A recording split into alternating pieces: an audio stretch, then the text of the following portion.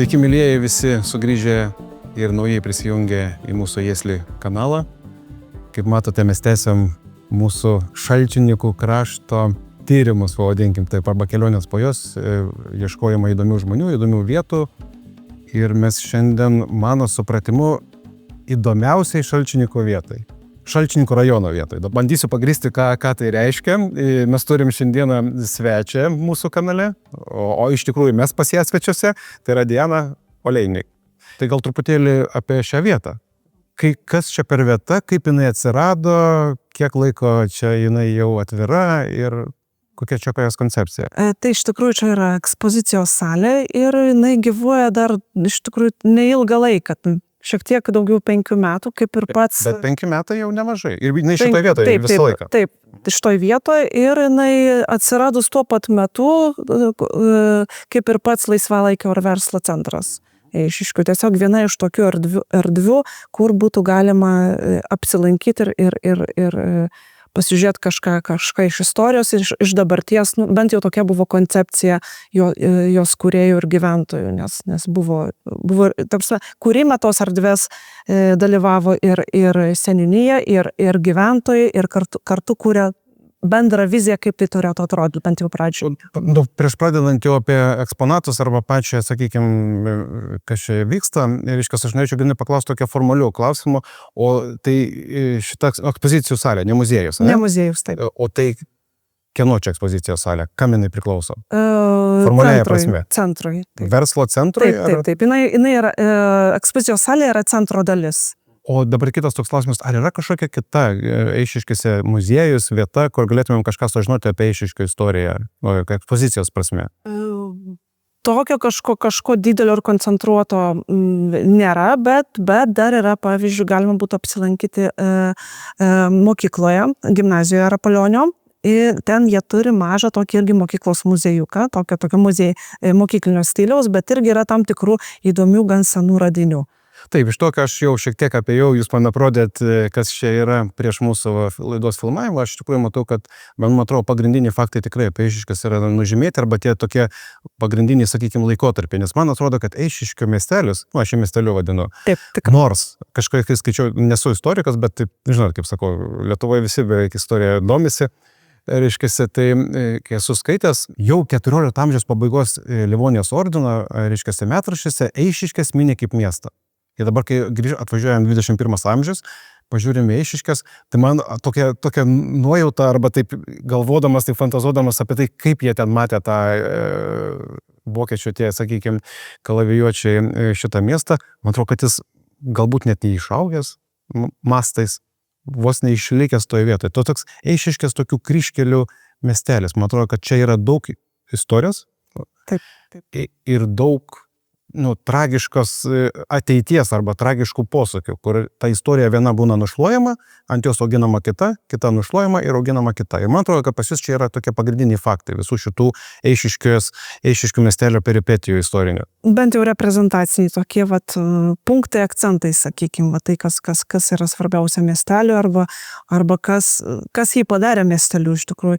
O tai, kad, tarkim, kaip minėjot, kad kryžiuočiai kažkaip matė tą gyvenvietę kaip miestelį, tai iš tikrųjų gal yra geras dalykas, nes jie visą laiką lygini tai, ką tu matai pas save namie. Tai Grešius lygino miestelius ar apgyvendinimo punktus vakarų Europoje savo pusėse, tad matyt, šičia buvo visai nebloga situacija. Galbūt greičiausiai turi omeny tą kryžiuočių kelių aprašymą, nes yra vienas iš šaltinių, kuomet irgi yra paminėta Eišiškių piliavietė. Tai jeigu yra piliavietė, tai prie piliavietės dažniausiai Lietuvoje, kad ar kitose šalyse kurdavosi gyvenvietės, kurios aprūpindavo tą piliavietės gyventojus ir amatininkai, prekybininkai ir taip toliau, nes piliavietė užtikrina tą tokį šiek tiek nedidelį saugumą, politinį kažkiek stabilumą ir tokį ekonominį judėjimą, nes turėjai ir apjūpinti ir aišku kažkokie keliai į tą piliavietę kažkur ir tas punktas buvo vienas iš tokių besikūrenčių, sakykime, Lietuvos didžiosios kunigaikštystės ribų pietinių ir ganėtinai svarbus ta politinė saugumo prasme ir dėl to matyt tuo metu čia atvykusiems žmonėms buvo, nors jie pasirodė, kad yra tikrai miestelis, nes matyt buvo pakankamai gerai išsivystęs bent jau jų supratimu. Tai šiek tiek matau, vat, pas jūs yra kaip tik ir prie šitos ekspozicijos pavadinimo ta pirmoji dalis, kurią galima būtų pavadinti, ekspozicijos pirmoji dalis pavadinsiu, aš tai pavadinčiau, ne, kurią galima pavadinti Eišiškių atsiradimo istorija, taip? Ir aš ją bent jau vadinu savo, taip, kai, reiškia, galvoju, kad tai yra LDK istorija to pačiu, ne? Tarkim, kažkada paskaičiau, kad yra legendos, nežinau, ar faktas, Vytautas pastatė 3 bažnyčias katalikiškas. Trakuose, kaip jūs sakot, Veliuonoj ir Eišiškėse. 14 amžiaus pabaigoje Jogaila ir Vytautas, jie taipogi priėmė krikščionybę, katalikybę ir tiesiog jau valstybė, nauja valstybė, kunigaikštystė buvo įsipareigota steigti savo parapijas, savo visose teritorijos. Tai tiesiog buvo toks, sakykime, ir formalumas ir tai taisyklingumas. Šitoje vietoje, kadangi mes nesam čia, kaip sakė, negriežtasis mokslas, mes dabar, ne, tai čia mes diskutuojam daugiau apie tą patį mentalitetą. Netgi jeigu legendos lygmenį tai yra tiesa, vis tiek klausimas yra tas. Kaip sako, nebūna trobos bedumo, teisingai, arba kažkokio gaisro bedumo, ne?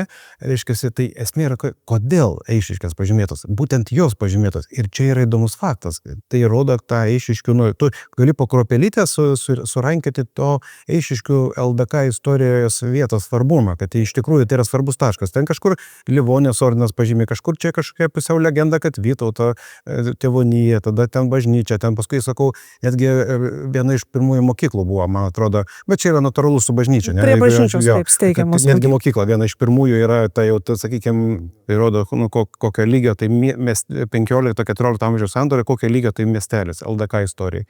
O tai šiek tiek gal jūs papasakokit, pavyzdžiui, pavadinimas iš ko kilęs, arba, tarkim, to, ką aš čia prieš tą Eišiškio atsiradimą, tokį norėjau jo svarbą pabrėžti LDK istoriją. Tai gal šiek tiek jūs kokiu tai faktų įdomių ar svarbių, kaip jums atrodo, ką turėtų žinoti, šiaip Šalčininkų rajono gyventojas apie Eišiškių miestelį ir jo tą istorinę atsiradimą.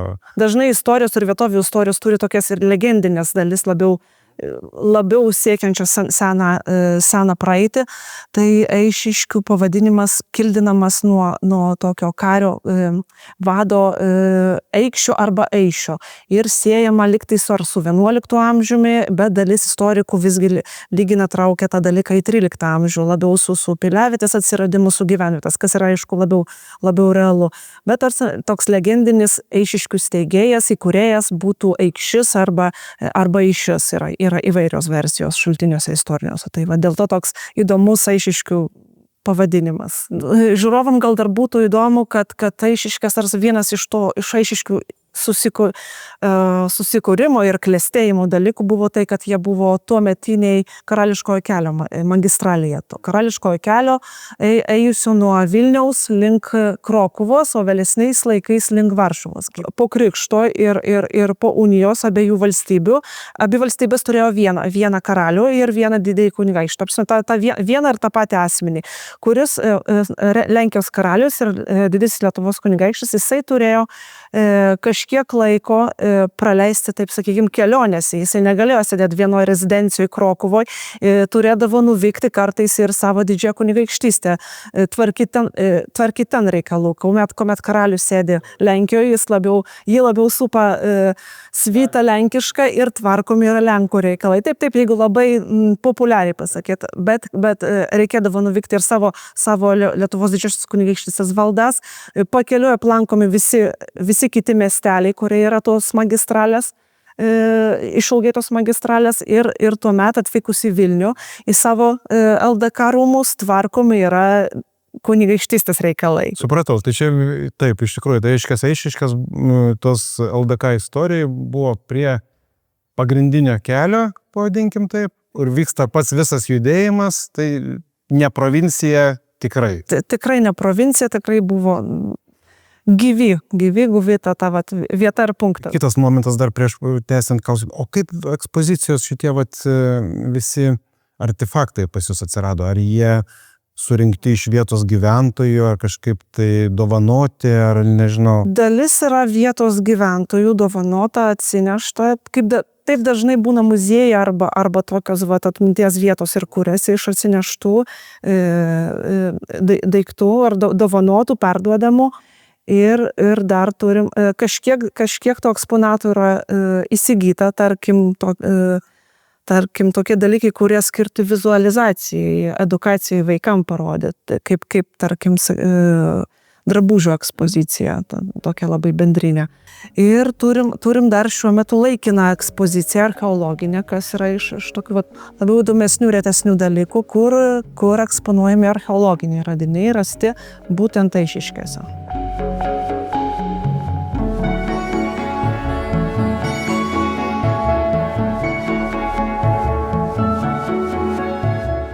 Dažnam paprastam žmogui kaip tik čia įdomiausias dalykas, senienos kažkokios ir panašiai, ne? Tai kas čia per dalykai?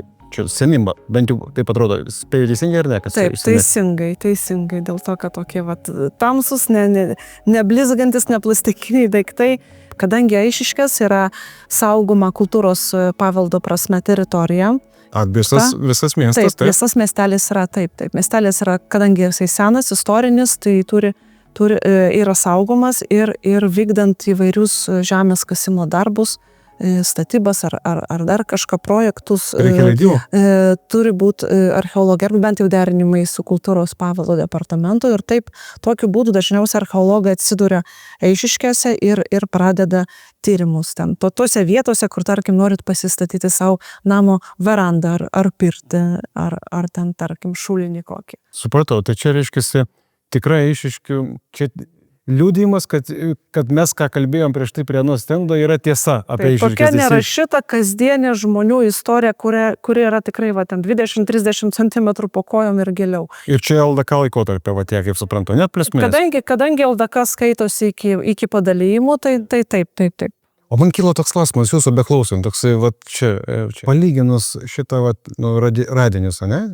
Iš tų radinių mes galim suprasti, kokia buitis buvo. Skurdi, turtinga, ten kažkokia tai estetiškai rafinuota, ar negi. Visi tie dalykai atskleidžia teisingai buitį, mesgi rūbus čia ir dabar žmonės taip išreiškia save. Ar galim daryti kažkokių įdomesnių pasvarstymų, kad čia Eišiškės, tarkim, turtingas kraštas arba ten kažkaip. Yra paprastų ir indų ir apyvokos daiktų, bet yra ir tokių prabangių, kur matosi, kad tikrai buvo labiau pasiturinčių miestiečių, pavyzdžiui, kokliai, kaip visiems lankytojams ekspozicijos salės pabrėžiu, kad kokliai yra ir koklinės krosnis yra pakankamai brangus dalykas, kurį galėjo ne kiekvienas miestelėnas ar savo pasistatyti. Nes tai tikrai buvo atskirų amatininkų darbas, greičiausiai ir atvažiuojančių, arba kažkur reikėjo tą nusipirkti. Kaip ir turim paprastų indų tokių ir turi, kaip archeologai vadina, neglazuruoti indai, tokie padažyti. Jau atėjus renesansui, jau žmogus visą laiką nori kažko naujesnio, kažko gražesnio, jeigu jam leidžia piniginę. Tai turim tokių ir glazuruotų, gražesnių indų, kuriuos jau galėjai pasistatyti ant stalo, priimdamas svečius.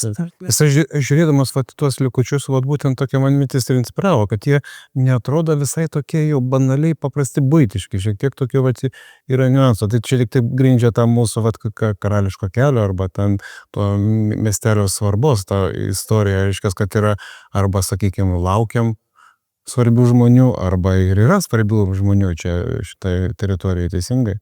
Dauguma verslų, amatų, jie buvo visuose, situacija buvo panaši beveik visuose Lietuvos miesteliuose ir jų buvo tiesiog daugiau negu 5% dažniausiai miesteliuose, nes verslininkas ar amatininkas gyvena dažniausiai miestelį, o ten kažkur jau kaimuose jau labiau žemdirbiai. Taip, sakau, nes jeigu, sakykime, labai taip jau neišsamei plečiant LDK puslapį užverst, tarkim, čia pažiūrėjom, kad iš tikrųjų daugiau mūsų šitoj mūsų pokalbio intencija yra suvokti pačių Eišiškių situaciją tom laikotarpio neapsvarstyti.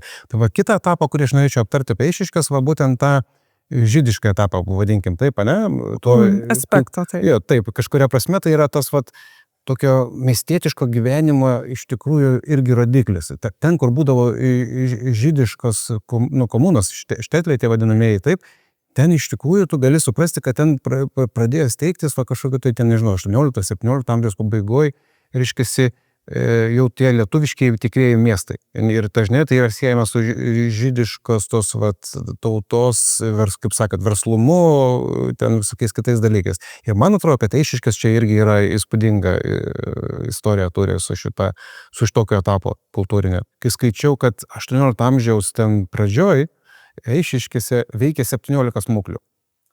Ir aš taip pradėjau įsivaizduoti, čia vėl savo interpretaciją, jūs mane jau pakomentuosit, kad aš arba svaigsiu, arba... Žinokit, man atrodo, kiek atsimenu, taip literatūroje maždaug tikrai nemažai yra minima. Išduokit paslaptį, kiek dabar veikiančių yra kavinių, valgyklų, barų. Iki 10 tai tikrai, man atrodo, kažin ar bus, viskas sudėjus. Ten tuo metu būdavo viskas veikia kitaip kažkiek, ten ir tų smuklių reikėjo daugiau, gal jos buvo, gal kokia maža smuklytė, bet jinai vis tiek skaitėsi statistiškai. Taip. 40, gal 7 ar 5 parduotuvės. Buvau radęs, kad 18 amžiaus pabaigoje 2 gamyklos, jau ten 18 amžiaus antroji pusėje degtukų. Reiškia, ten viena, paskui antra kažkokiu momentu, kad ten vėl to tiksliai laiko neatsimenu, bet čia yra 18 amžiaus, reiškia, sakykime, laikotarpiu.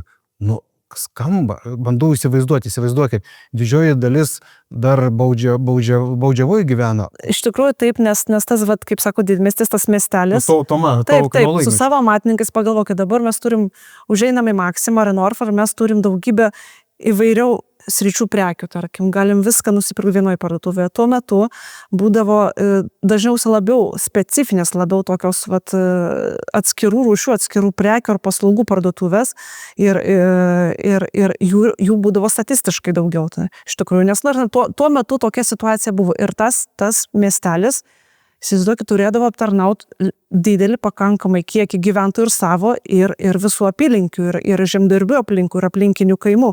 Tai tų visokių, tarkim, paslaugos teikimo centrų ir prekių pirkimo centrų, parduotuvių ir smuklių ir amatininkų tų dirbtuvių turėjo būti tikrai nemažai, kad tu tiesiog patenkintum tas visas tuos poreikius gyventojų, miestelio ir tokio ir nedidelio regiono iš tikrųjų.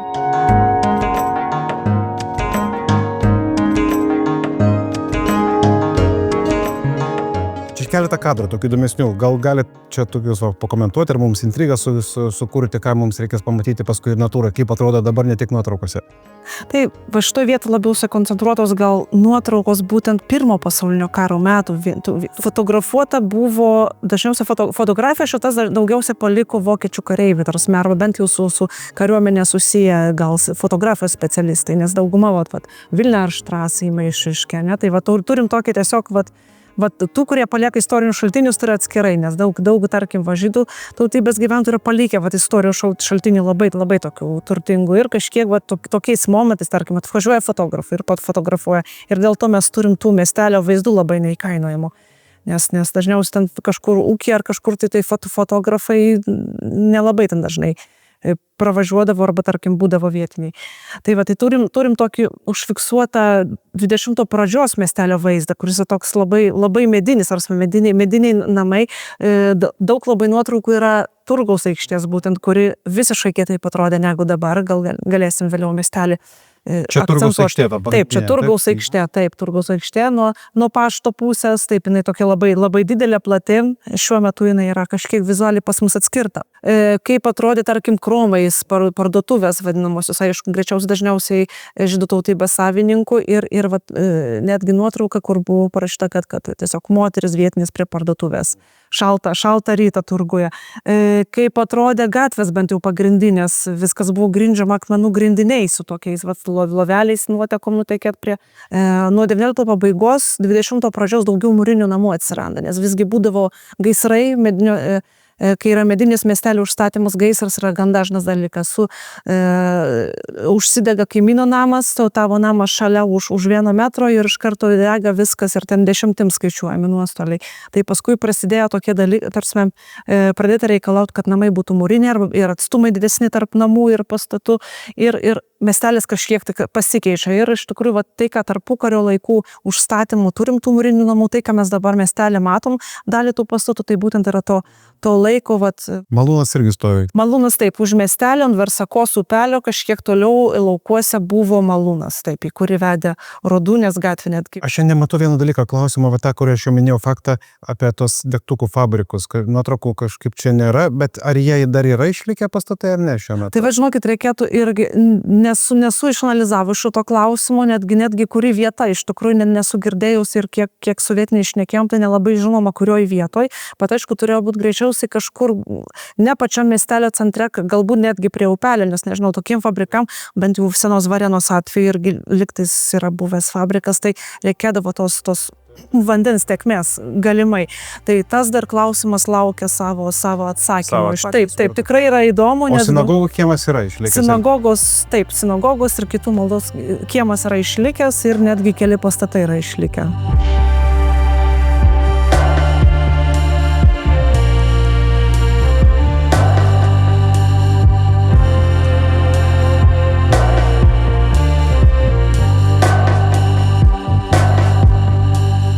Čia mes dabar, kaip suprantu, esame Eišiškių centriniai reiškės aikštėje, taip ar ne? Taip, centriniai aikštėje, jos pietinėje dalyje. Pietinėje dalyje. Ir čia kažkada, man atrodo, kaip jūs sakėte, čia vadinasi Turgaus aikštė, ar kaip čia buvo? Taip, tai viskas buvo Turgaus aikštė iki pat Antrojo pasaulinio karo. Buvo didelė Turgaus aikštė.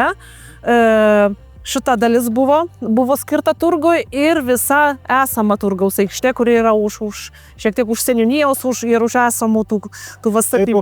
Už to pastato turėtų minėti, kur seniūnija ten irgi būdavo Turgaus aikštė. Taip. Tai visas didelis plotas buvo Turgaus aikštė, nes anksčiau suvažiuodavo ir daug vežimų ir tų prekeivių ir tos tiesiog fiziškai vietos turėjo būti daugiau. Bet vis tiek pagal to masto prekybos plotas yra didžiulis plotas, man atrodo. Didelis toks, sakykime, centras. Turgaus aikštė dažniausiai klasikinis atvejis, kad būdavo miestelio centras, traukos centras, tas prekybinės amatininkų. Ir kaip suprantu, pagal tą, jeigu mes prisimenam dabar, kai kalbam vėl apie žydiškąją tą periodą Eišiškių, taip, tai pagal šitą Turgaus aikštę visur iš šonų būdavo tos vadinamosios parduotuvės, kromelė, kaip sakė. Arba netgi, tiksliau, gal gyvenamieji namai, kurių pirmieji aukštai buvo skirti komercijai, sakykime taip, jeigu dabartinė kalba kalbant. Tiesiog visą Turgaus aikštę ribojo tie mūriniai, paskutiniuoju tuo tarpukario etapu, mūriniai namai. Dalis, kai kurie yra išlikę, šitoj pusėje gal šitoj keletas namų ir kitoj pusėje, toj dabar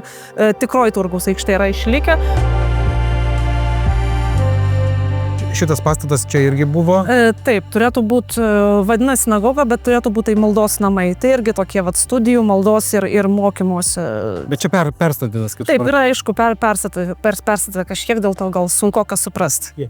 O čia jau buvo šito vietoje, jeigu taip nuimtumėm šitas naujos statybas, kaip matau, ten senesnis pastatas ir ten dar iš kitos pusės sena siena, čia buvo tie vadinamai pagrindiniai maldos namai, sinagoga vadinama, taip? Bet yra toks likimas, kad visą laiką gali būti blogiau. Galima pastatą nugriauti. Biški geriau yra, kai pastatas išgyvena visgi, kad ir pakeitęs funkciją arba kaip dalis kito pastato arba kažkiek performuotas. Tai šiuo atveju taip, 20 amžiaus antroji pusė keitėsi funkcijos tarsi. Bet kai kuriais dalykus iš tikrųjų sunku pamiršti. Man atrodo, kad Eišiškės irgi turi skaudžią šitą istoriją. Taip, dabar vėl aš sakau, to tiksliųjų faktų taip neatsiminsiu, bet iš atminties pamenu, kad tarkim, jau prieš nacių režimo ateimą į šitas teritorijas, kad panašiai Eišiškėse gyveno apie 4000 žmonių žydiškoje bendruomenė. Ir realiai beveik 90+%, kaip tikriausiai daugumoje miestelių, jie yra sunaikinti ir nužudyti. Taip, tai kadangi irgi tikslių tų skaičių neatsimenu, bet kadangi maždaug virš PM ir daugiau tų procentų galėjo būti žydiškos tautybės gyventojų, tai taip ir išeina, kad greičiausiai daugiau negu pusė gyventojų buvo sunaikinta holokausto metu. O ar jie čia vietoje yra kažkur kapinės senosios žydų? Taip. Tarsi visa ta tragiška istorijos aprašymas, kai buvo kelių dienų bėgyje žudomi žmonės, viskas yra gerai, tarkim, dokumentuota, išlikę ir žmonių atmintyje ir į knygas perteikta. Tai netgi buvo surinkti gyventojai Eišiškių žydų tautybės ir netgi, kiek atsimenu, galėjo būti iš iš Valkininkų. Iš Valkininkų. Taip, ir gali būti ir iš aplinkinių mažesnių kaimų, nes kaimuose irgi turėjo būti kahalo, tarkim, bendruomenės narių. Ir jie buvo kelias paras, dieną ar dvi laikomi visi šičia koncentruotai. Visi žmonės, taip, įsivaizduokit, tai be jokių sanitarinių sąlygų, be maisto, be nieko, visi tiesiog. Ir vienas kitas galėjo ten kažkur pro langą, kažkuriuo metu gal pabėgti, bet visi, o paskui visi nuvedami į Turgaus aikštę ir tenai laikomi ir po kažkiek žmonių vyrai atskirai į laukus, bet už mokyklos, kurioje buvome, kurioje dabar yra laisvo laiko centras ant laukuose. Ten buvo žudomi vyrai, po kelis šimtus išvedami. O moteris vaikai buvo išvesti ir jų kapavietė yra prie dabartinių parapinių kapinių. Ten irgi pro tiltą buvo vedami ir labai tragiška, skaityti tai yra sunku, ypač apie moteris ir vaikus, tai yra visiškai. Tai pamastykim arba pasvajokim, kad iš tikrųjų, jeigu kalbant apie tą žydiškąjį paveldą, kad jis dar reikalauja dėmesio didesnio. Taip, įamžinti Eišiškėse bent jau ir kažkaip tai parodyti jį, kad tai... Bet kuriuo atveju, nes tai ne tiek netgi, jisai yra, iš vienos pusės yra žydų tautybės, aišku. Čia gyvenusių žmonių, kurių dalis didžioji buvo žydų, bet jisai yra kartu ir viso miestelio. Viso miestelio neatsiejama dalis. Tai tiesiog jinai turi tokius daug veidų. Tas paveldas ypatingai apčiopiamas architektūrinis, urbanistinis, daug turi veidų, jisai tiesiog yra to laikotarpio, tų žmonių, dalinai taip žydiškos tautybės gyventojų. Tai jį reikėtų aišku saugoti, kažkiek puoselėti, stengtis gal kuo mažiau pakeisti autentišką vaizdą, kažkiek palaikyti tą visą originalų vaizdą, bent jau fasadinių pusių ir populiarinti, aišku. Taip. Aš žinau, kad tai yra, ten bent jau kitose šalyse, lenkiškai ir ypatingai Amerikoje, šitą žydišką paveldą Eišiškėje yra rašomas, net ir laidos yra kuriamas. Gal kažkada gyvenime mes su jumis dar sugrįšim ar kažką pasikviesim dar į pagalbą, kad mums padėtų, ne? O dabar pereikim prie sovietinio laikotarpio, nes mes dar tų žinom, kad Eišiškėse yra ir galim pakalbėti apie tai, kas vyko su Eišiškių miestu, kaip jis keitėsi, kai atėjo kita santvarka, kai sovietai čia įsigalėjo.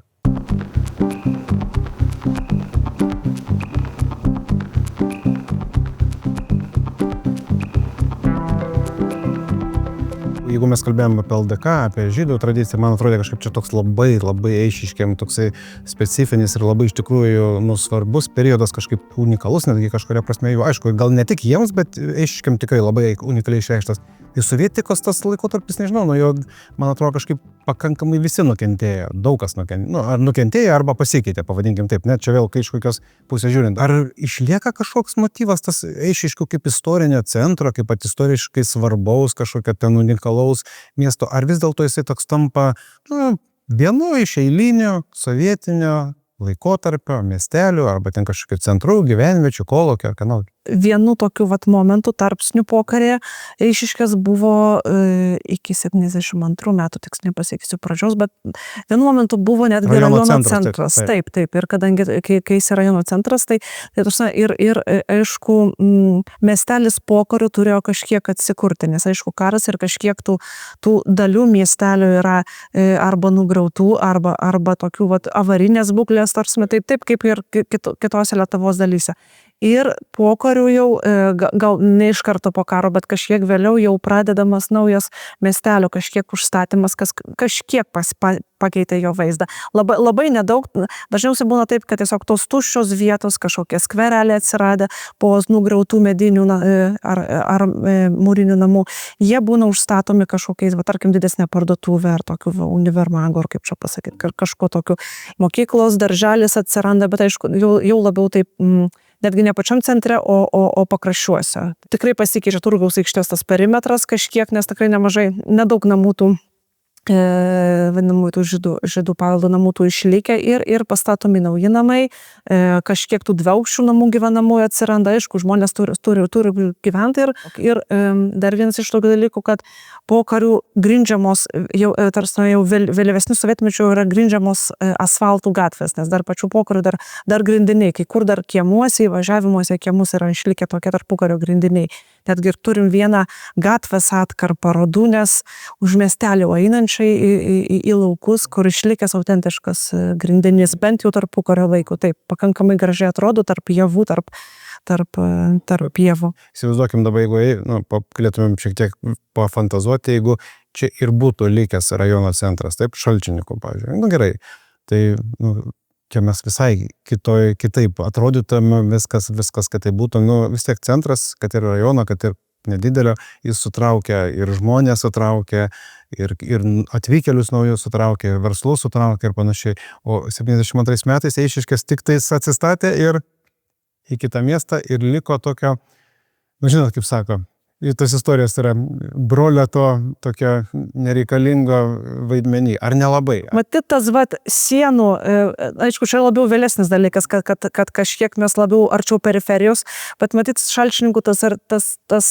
susisiekimas su Vilniumi ir ta visa geopolitinės, tas visas arterijos tos matyt, lėmė tokį, kad patogesnį ir susiekimą ir kontaktą su sostinė.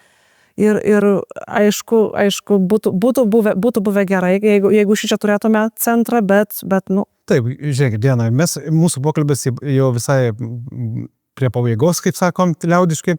Tai aš jūs noriu labai padėkoti, iš tikrųjų labai įdomu buvo su jumis pasikalbėti ir pakalbėti apie Eišiškių istoriją, bet aš jūsų baigiamojam tokioje tonacijai girdžiu 2 pažadus, kuriuos turėsit man duoti dabar.